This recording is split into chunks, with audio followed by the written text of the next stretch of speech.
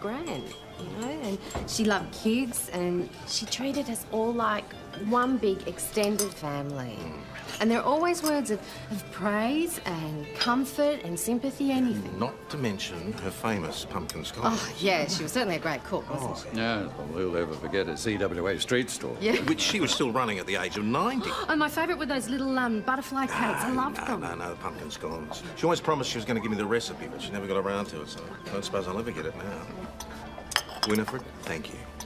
I'm going to miss your grandmother more than I can say, Emily. God, she was my patient for 50 years. Well, she always spoke very highly of you, Dr. Burke. Didn't she, Stephen? She certainly did. The doc, please. Everybody calls me the doc.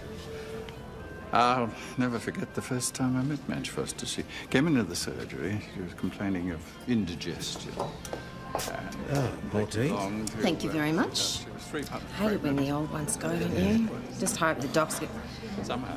You all right? Sorry, just a touch heartburn, that's all. Why don't I get the doc to... Look, it's not necessary. I'll be all right. Doc, would you mind just having a quick look at Tom? Oh, yeah, sure.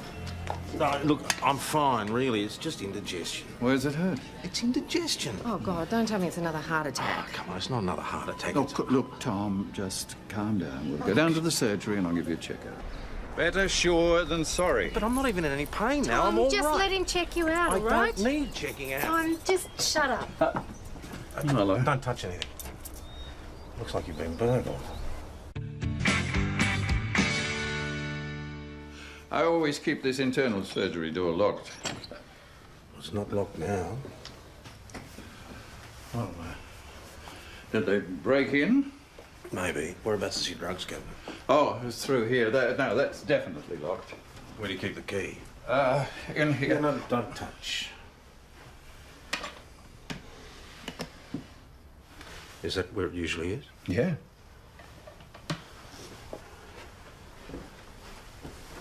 All right, we'll open this and check the contents after we've dusted for prints. Well, what about my records, Tom? Sorry? There's a lot of confidential material in these I files. think it's more likely they're after drugs. What about Tom's checkup? Oh, yes, we could do it now while we're waiting for your blokes. You're not serious. Won't take long. Some other time, all right? This is a crime scene. And that'll be my blokes now, excuse me. As far as we can tell, there's nothing missing, but the surgery door was unlocked. What about the drugs cabinet?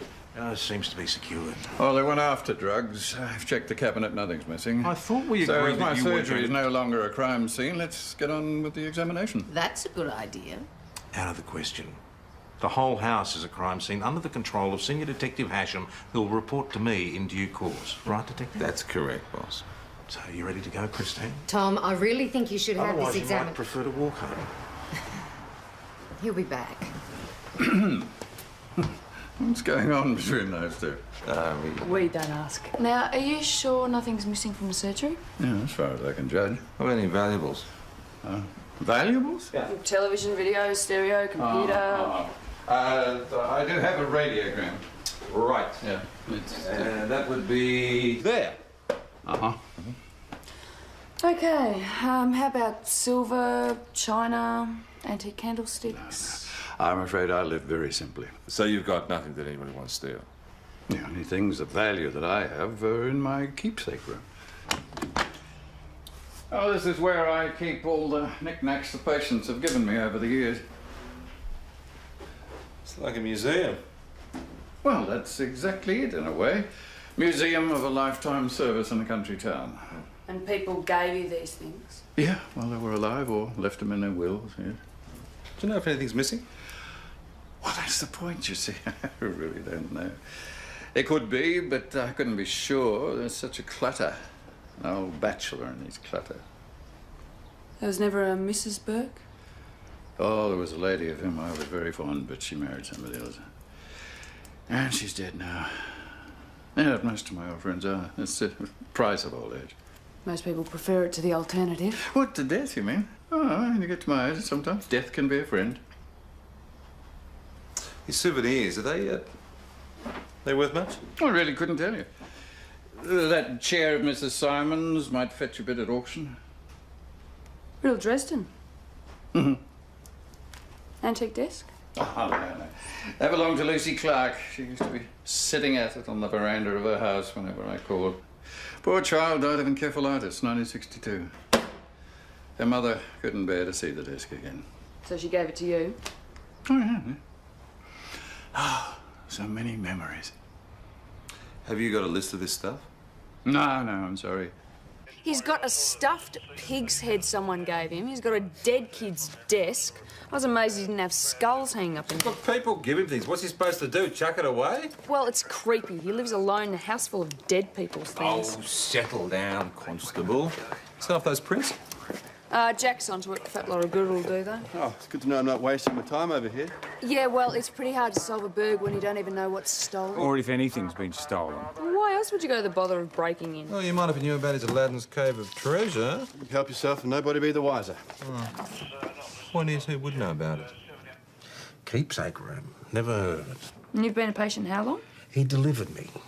Wow, he must be He like... must be ancient. He's turning 80 next week. And he's still practising? No, he's semi-retired, but he's not senile yet, Parish. He's still got all his marbles. Oh, and a lot of other people's as well. Well, some of his keepsakes are junk, but some of them be worth something. I mean, Benny Danders would have a field day. One very rich old doctor. I don't know what you're implying, Constable, but I can assure you Doc Burke was never in medicine for the money. Bulk bills, does he? I doubt if bulk billing had even been invented when he was still full-time, but I have known him to accept a side of lamb from a farmer who was short of cash. Should have checked the fridge. And he still makes house calls, and he still goes out in the middle of the night, and he knows all his patients' names. They don't make doctors like him anymore. Okay. We got the picture? He's a saint. You know, there's no way we can even begin to repay the doc for all the lives he's saved and all the thousands of kindnesses that he's shown over the years. But a few of us thought that on the occasion of his 80th birthday, we'd like to give him a small token of our esteem. How small? Well, we thought an engraved silver salver might be nice. You can add it to the rest. Nice idea. So you'd like to contribute? Payday's kind of tomorrow, Chris. No, it's fine. Because you were obviously one of the doctor's patients. He delivered me. I should have guessed it. Well, no, he didn't actually. He got here too late, but he did help Dave clean up. You ever hear of this keepsake room? The what? It's a room where keeps gifts from grateful patients. Never heard of it, but doesn't surprise me. Everyone loves it. Damn you to hell, Doc Burke. That's all the thanks I get, is it? Come on, Harry, what's going on? Getting out of a sick bed to get down here tonight. Calm down, Harry. Remember your blood pressure. Yeah, sticking with you all these years. Everybody else says you passed it. You silly old fool. Harry, that's enough. Can't do the simplest thing for a bloke. It's all right, Thomas. That's a friendly disagreement. Friendly me house, you're no friend. Miserable old bastard. And I should be knocking the hell out of you. Harry? Act your age, you silly old fool. Who are you calling old? Come on, Harry, what about your dinner? Jeannie went to a lot of trouble over this. Oh, forget it. I'll get him home. Joe. Come on, sir. This way, eh? How's your heartburn, Tom? Wonderful, thank you. Thought I'd ask. Harry, what was that all about? Oh, confidential, you know, the doctor-patient thing. Look, I really expect more of a man of your advanced years and standing in the community. I think you'd better go home and cool off, don't you? You can't throw me out. You're lucky I don't arrest you for causing an affray. Can I catch my breath first? You catch as much breath as you like. Just don't go back into the dining room tonight, all right? You all right? You want to sit down for a bit? No, I'm all right. Got a few problems with the doc, huh? You miserable old coot. Why do you say that? None of your business, girlie. If you want to make yourself useful, get me a cab. We might just be able to help. Sorry, Tom. Confidential. Doctor-patient thing. That's the one. You should try the shepherd's pie. Very good tonight. I'm sure it is. Have you had any more ideas about what the burglar might have taken? Well, it wasn't drugs. My records are all intact. And quite frankly, they're welcome to anything else. Well, that's not the way we see it, I'm afraid. Could you let me know if anything else occurs to you? Of course. When you make that appointment with me. Yes, then would be fine.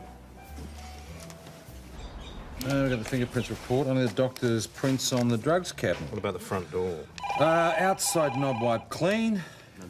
Inside knob... Either a fool or an amateur. No, they're good, but they're nothing on record. Well, let's Right. hope the doc can finally remember what's been stolen. If anything. Maybe some grateful patient changed their mind and stole something of their own back. Thank you, Parrish. Well, we know he's got at least one enemy. Not everyone thinks he's a saint.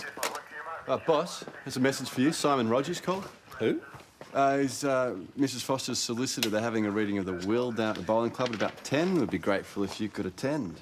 Me? Why? You must be a beneficiary, boss. Hardly. Gran leaves you all her goods and chattels, boss. You could set up your own keepsake room. Not funny, Parrish. I think you already know Emily and her husband, Stephen. Hey, Sergeant? Yeah, we met at the funeral.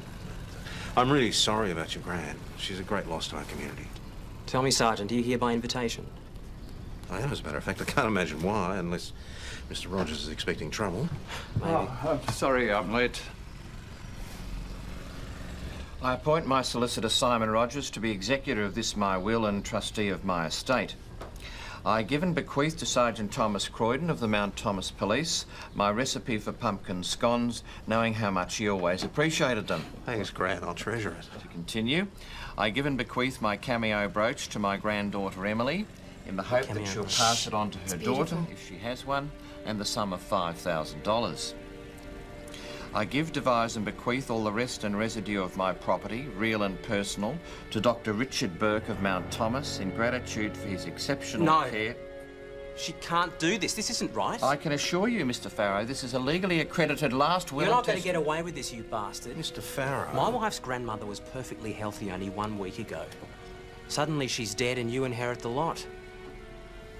Your saintly legend murdered an old woman for her money. She rang us to ask us up for the weekend. Said she'd never been better. And when you saw her? We didn't. Stephen plays sport on the weekends and has to entertain clients, and so... I don't imagine the detective's terribly interested in our social life, darling. I was just explaining. Look, bottom line, sudden death of a previously healthy woman, recent will. The only living relative gets $5,000 while the doctor inherits the rest of the estate. Adds up to suspicious circumstances, wouldn't you say, Detective? It could be read that way, yes. OK, so how do we make an official complaint? You leave it to me. I'll contact Homicide and the State Coroner's Office. You realise this could involve an exhumation. Yeah, I can see this would be very distressing for That's you, fine Mrs. by Farrow. us. Look, the property's worth over $300,000 alone, Dal. For us, that'd mean the end of our mortgage and ahead of the game for the rest of our lives. You do whatever you need to do, Detective. Right, well, thanks very much. We'll be in contact. We'll be at the Imperial. Thanks for your help, Detective. You're welcome. What? I'm glad you've got the time to waste. I didn't think we had a choice. The man has made an official complaint. Look, it should be a civil matter if he's got a problem with the will. Well, if he thinks it's homicide. Oh, come on, the doc is not a murderer. He's dedicated his whole life to saving lives. And he doesn't need Granite's house. He's got a perfectly good house of his own. They are entitled to have their doubts put to Yes. rest. Boss, how would you feel if you thought your granny had been bumped off? Oh, Think about don't be it. stupid. Your granny. I'm going to go and visit the doc. Is it your heart? There is nothing wrong with my heart. There is nothing wrong with my heart. I told you. This is official business. Oh, I still don't know what they took. Not the burglary. This matter of Madge Foster's will. Yeah, it's a pity Madge wasn't here to see the look on that young cove's face. She never liked it. He has accused you of murder. He's got no evidence. He says that she was perfectly healthy a week before she died. Well, you may very well have thought so.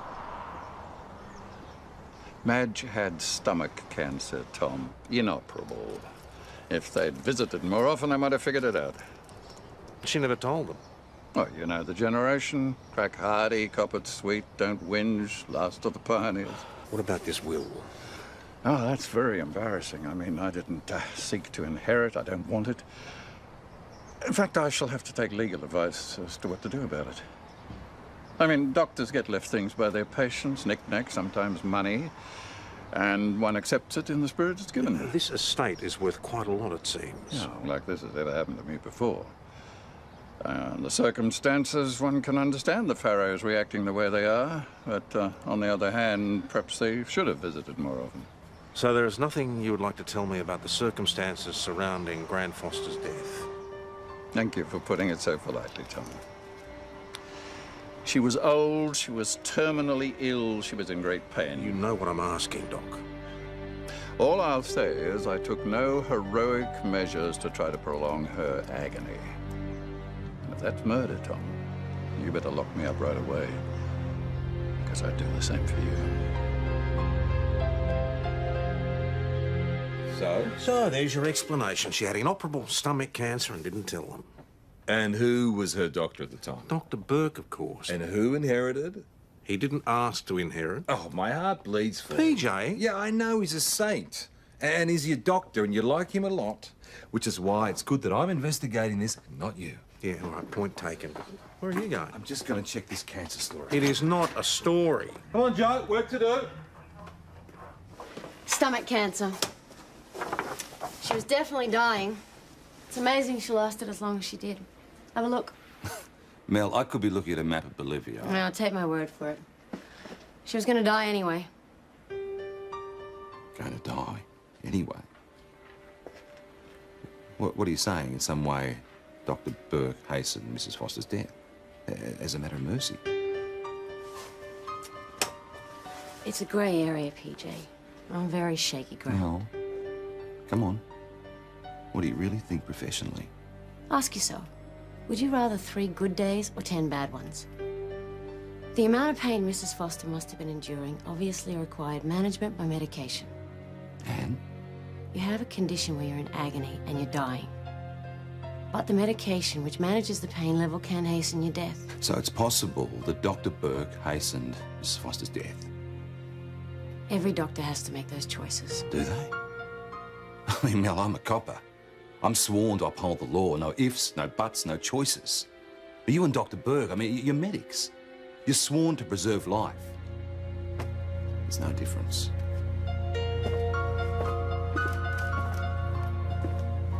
PJ, when I first came to Mount Thomas, I wasn't exactly Doc Burke's greatest fan either.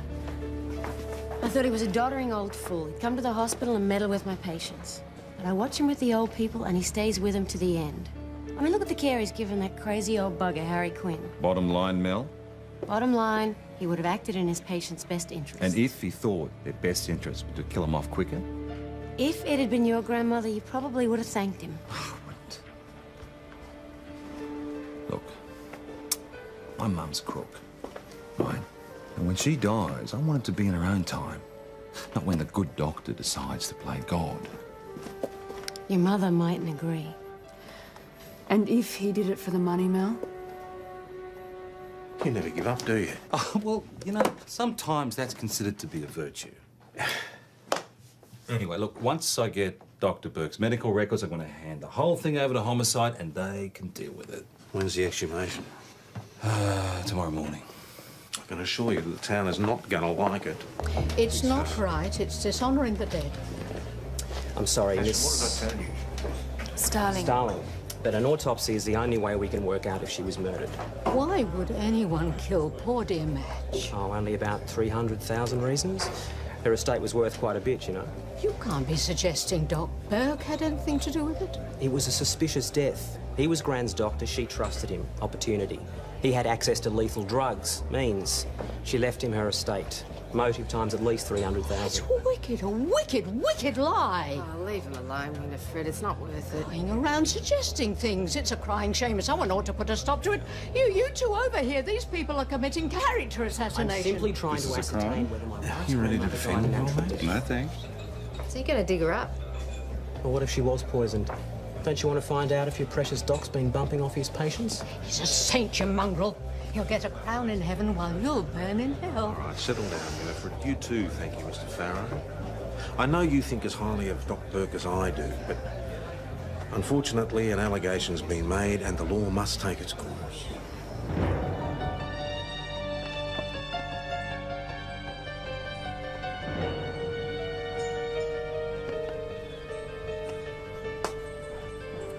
It should read Marjorie Jane Foster. Check it, darling. Why? Just make sure it's Gran's. Just do it, Emily. Yes, it is.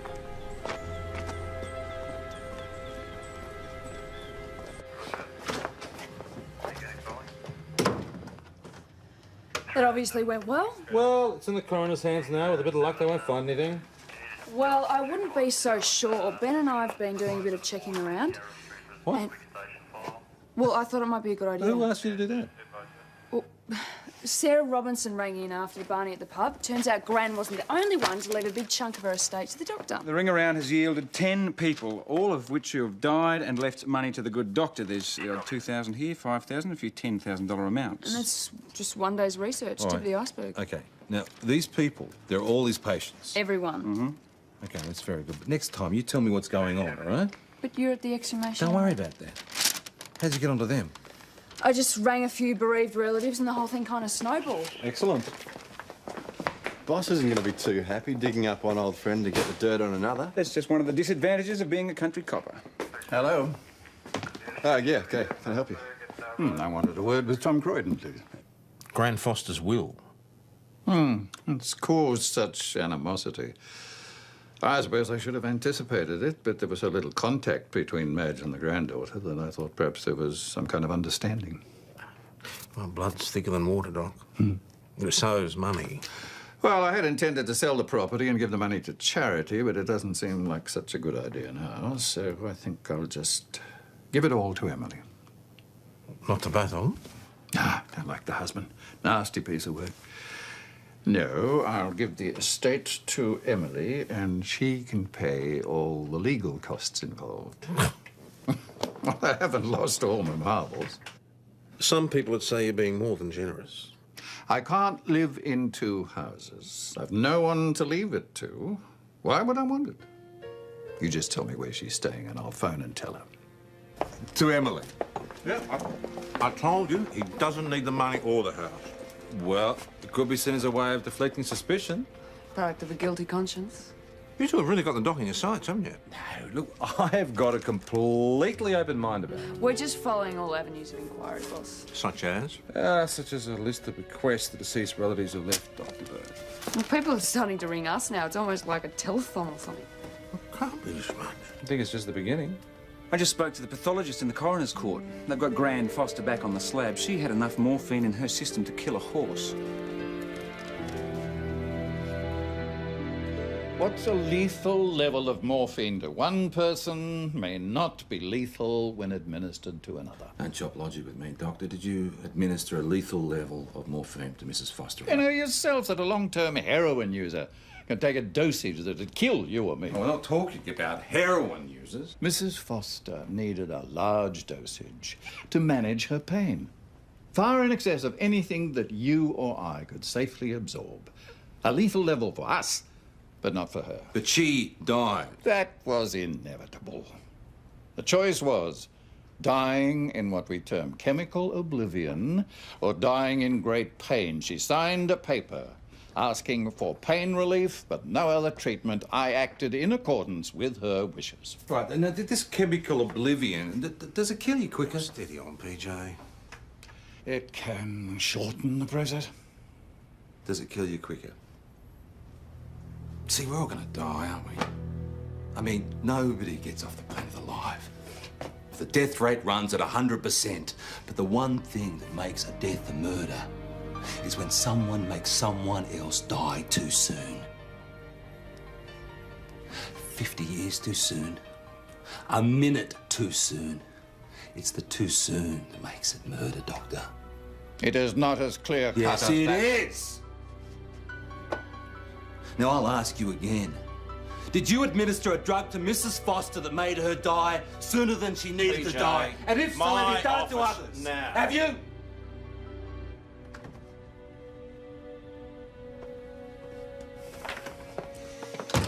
What do you think you're doing? You're out of control. I'm out of control. We got a doctor in there who's been killing his patients for 50-odd years, and I'm the one out of control. Where's your proof? You've seen the figures. Look, he's been putting people down like dogs and cats for years. Yeah, you're speculating in advance of the evidence, and you know how dangerous that is. Me, dangerous. Well, what about your mate in there? What's up? Nothing. No, I'm gonna get the dog. It's my painful duty to inform you that you're going to be around for quite a while, yeah? So it wasn't the heart. No, it's going like clockwork. Don't tell me you reckon I need to lose weight. Why? I've seen people of your bill live into their 90s. Look, if you want my advice, I'd say give up beer and take up whiskey. But apart from that...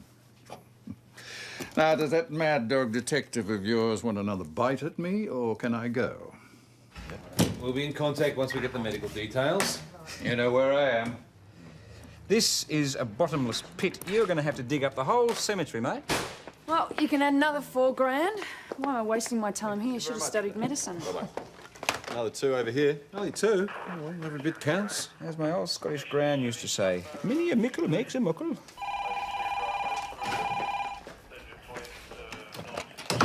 I'm fine. Well, how come you haven't drunk your tea? Or your bickies? The doc says it's just heartburn. Right. But, you don't believe him? I didn't say that. Tell you what, how about I run you down to the hospital and you can have a word with Mel Carter. Everyone's entitled to a second opinion.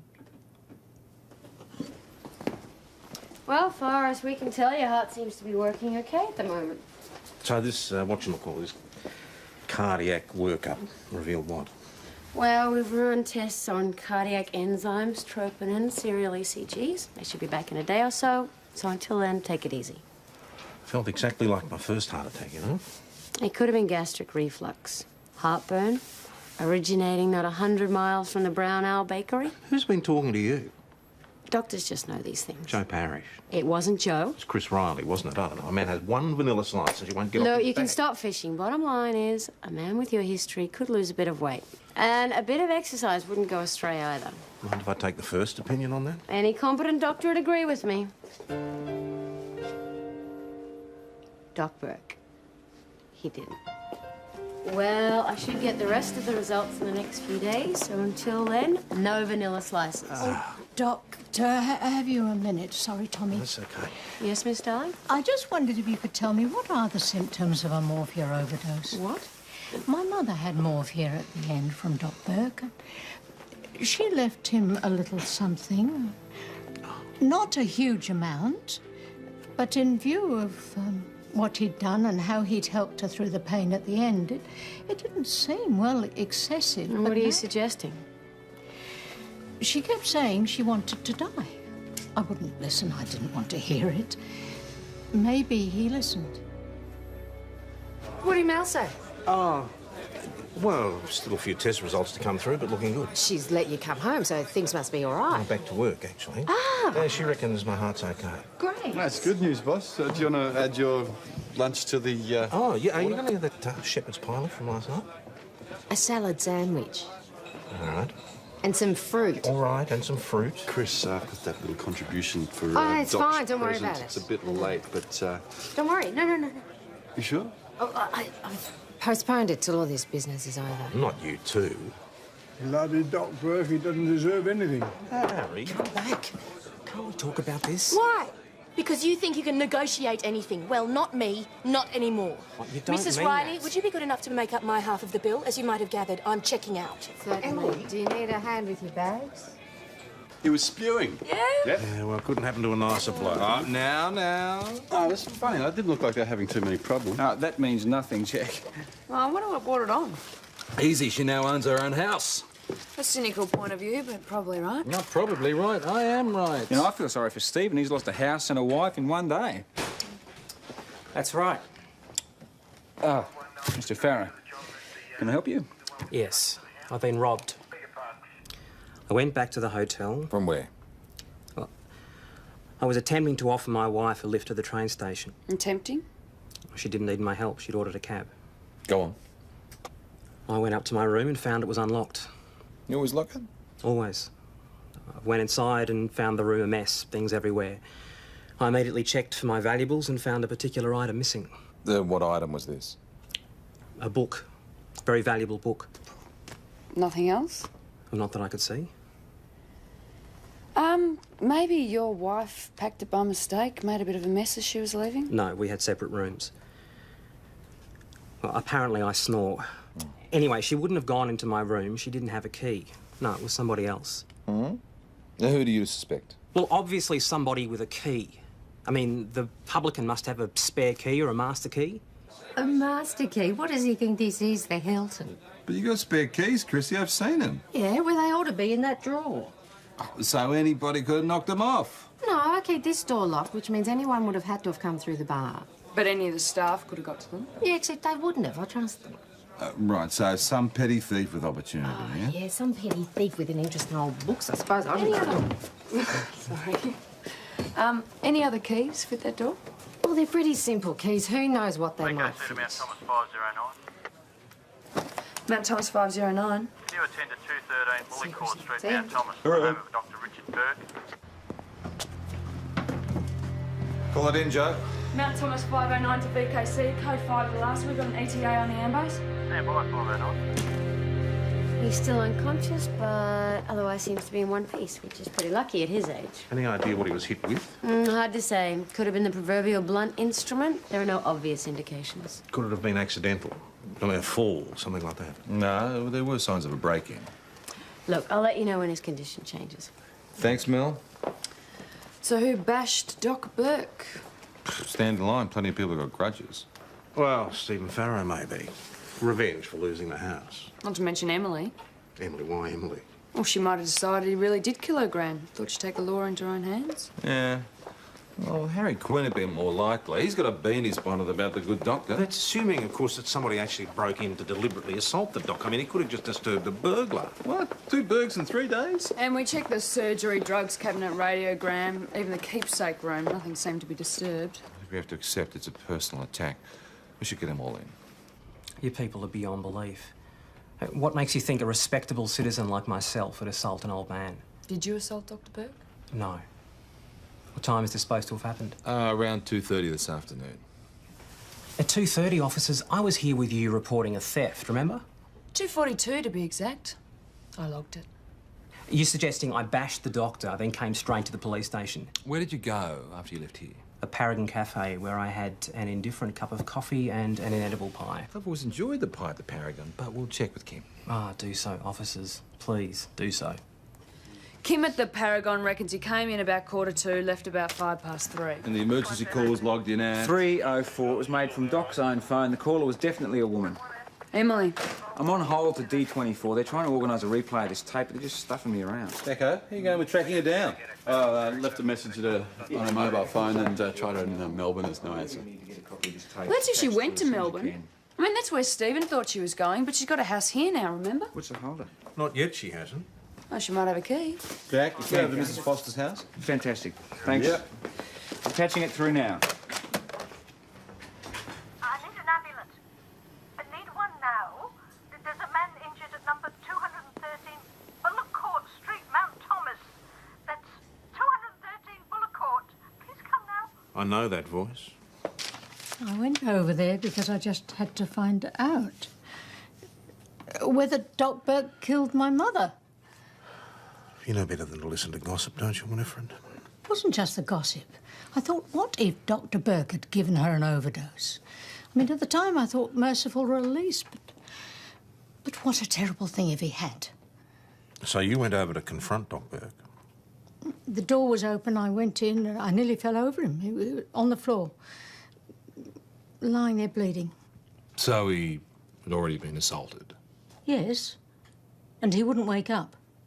So I called emergency for an ambulance, and then I ran away. I'm so ashamed. Will I be arrested? Oh, it's a pretty grey area, Winifred. I wouldn't think so. I'd almost welcome some form of punishment. When my mother passed on, all I ever felt was relief. You know, the suffering ended. I never shed a tear. It's unnatural. And I have felt guilty about that ever since. Just a minute, young man. You're not trying to say I had something to do with this. And you're the one who offered to beat the living daylights out of him the other night. And I might have if you stepped outside with me, but not this. So where were you, Harry? Here. Hey, Chrissy, how long's young Harry been here? Oh, since about 3. Why? All right, then. On my way here. Walking past the doc's place. Look, I never touched him.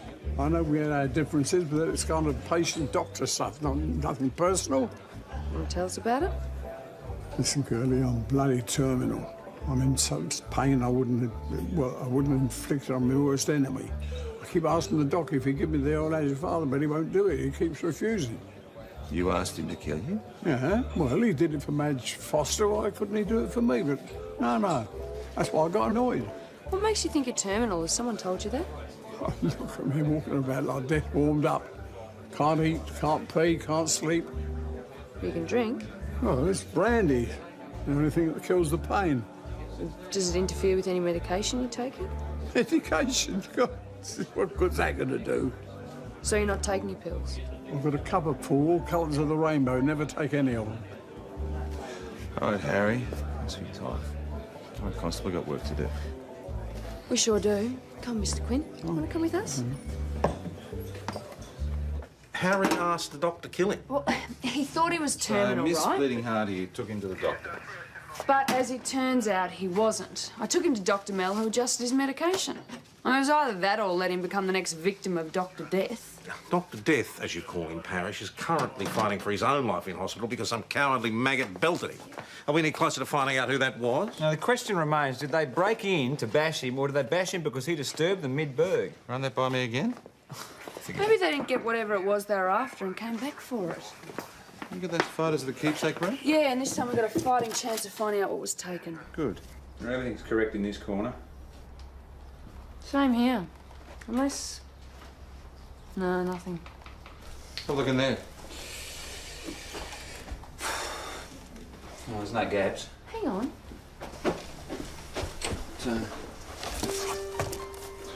Stamp album. Oh, yeah? And it wasn't here before. Well, someone's broken in to put it back. Reginald Foster, 1927. Mr. Grand Foster, do you Could be. Benny, I hear you're a bit of an expert with stamps. What do you make of them? My knowledge of stamps stops with sticking them on envelopes, but there seems to be a lot of them here. They're quite old. They could be quite valuable. A valuable book. It's yours, isn't it? Yes, it is. Thank you. So where'd you find it? Even though on the inside cover the name is Mr. Reginald Foster. Gran Foster's late husband? Yes, I know who it is. Gran gave it to me the last time I saw her. She knew I was interested in stamps. No, it's funny because your wife reckons Mrs. Foster gave it to Dr. Burke. No, that isn't true. No? Then how come we found it in his bookshelf and it actually looked like it lived there? I have no idea. Maybe he stole it. No, we know who stole it. We also know who put it back. Was the stamp collection ever valued? Gran did after Grandad died, for insurance. But she said she couldn't afford the premiums. Stephen was furious about that. He wanted to take it back down to Melbourne and put it in a safety deposit box. Gran wouldn't hear of it. She wanted it by her. Said it reminded her of Grandad. So she gave it to Dr. Burke. As a memento, she said. I guess she must have known she was dying. What happened then? Stephen disappeared during the wake. And then this morning, I found him gloating over the album. Are you suggesting he stole it from Doc Burke? That's what our last fight was about. I demanded that he put it back, but he refused point blank. So I took it from his room at the Imperial. How'd you get in? I tried my key, it fitted. And I returned the album to Doc Burke's. I lifted that bit of cardboard and let myself in. I put the album back on the shelf, and I was leaving when... Go on. Doc came out of nowhere. I didn't think he was home, and he had a weapon. What was it? One of those draft stoppers, you know, you put along the bottom of the door. He swung it at me. I pushed it away and ran out. He must have fallen. I didn't mean to hurt him. I didn't know he was unconscious until your constable tracked me down. I'm sorry. Well, I'm not quite sure what the charges are for putting property back. It may just be unlawfully on premises. There is the assault. Which a good mouthpiece would prove was self-defence. What about Stephen Farrow? Burglary for starters. Can't get over him having the front to report the property he stole is stolen. Well, the stamp album is potentially worth more than the actual house. Oh, anyway, well done, you two. You solved 2 crimes. We still don't know if Doc Burke's been bumping up his patients, though. No, we don't. How is he, boss? This time I went and found out. You were quick. Sorry? You didn't get my message about the doc. Oh, he's awake. And resting comfortably. He'll be glad to see you. I wish that were true. Harry, how are you feeling? More pills. They say these are much better than the others, though. Man's got a rattle when he walks. But, Harry, could I just ask you a question? What makes you think that Doc Burke would agree to kill you? Oh, I've heard that he'd done it for others. Really? Who? Oh, there's poor devils who need it. I'm not naming names, mind you, but that's what I heard. It's just gossip. The Doc would never agree to something like that. And how come he agreed to do it for me just before he was bashed? Doc Burke agreed to kill you this morning. Oh, it's about the size of it. Mind you, it's a good job he didn't go through with it, because this doctor... Dr. Carter? Carter, well, she put me on a new pill. And how do I feel? Wouldn't be dead for quids. Hello.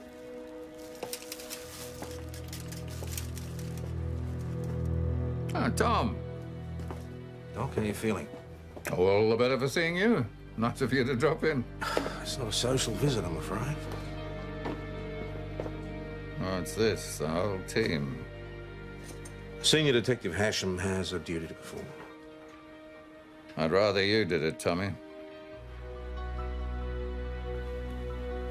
Dr. Richard Burke, you're under arrest for the murder of Marjorie Jane Foster. I must inform you that you're not obliged to say or do anything, but anything you do say may be given in evidence. Do you understand that? Yes, I understand, Tom. I understand. Well, the good news is that my heart's as sound as a bell. Well, thank God for that. But, So what's the bad news? well, the bad news is I suffer from heartburn. Oh, no, tell her the really bad news, Harry, boss. shut up. Vanilla slices are banned for life. Yeah, I should hope so. You two are determined to make a man's life a misery, aren't you? Well, at least you're still alive. Tom Croydon lives. I'll bring to that. Thank you. Grand, you know, and she loved kids, and she treated us all like one big extended family. And there are always words of praise and comfort and sympathy, anything. Not to mention her famous pumpkin scones. Oh, yeah, she was certainly a great cook, wasn't she? Yeah, well, who'll ever forget a CWA street stall? Yeah. Which she was still running at the age of 90. And my favourite were those little butterfly cakes. I loved them. No, the pumpkin scones. She always promised she was going to give me the recipe, but she never got around to it, so I don't suppose I'll ever get it now. Winifred, thank you.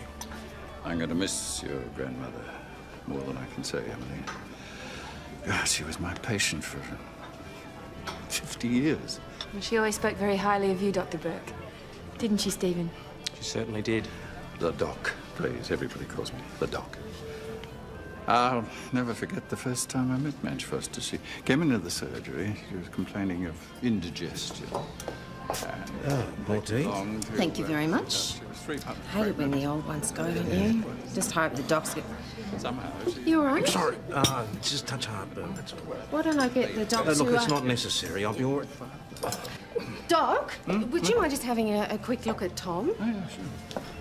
No, look, I'm fine, really. It's just indigestion. Where's it hurt? It's indigestion. Oh, God, don't tell me it's another heart attack. Come on, it's not another heart attack. Look, Tom, just calm down. We'll go down to the surgery and I'll give you a checkup.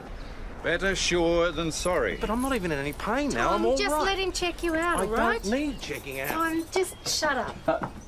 Hello. Don't touch anything. Looks like you've been burgled. I always keep this internal surgery door locked. It's not locked now. Well, did they break in? Maybe. Whereabouts is your drugs cabinet? Oh, it was through here. No, that's definitely locked. Where do you keep the key? In here. No, don't touch. Is that where it usually is? Yeah.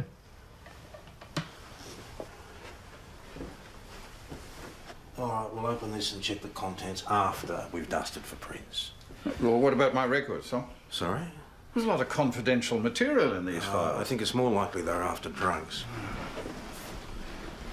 What about Tom's checkup? Oh, yes, we could do it now while we're waiting for your blokes. You're not serious. Won't take long. Some other time, all right? This is a crime scene.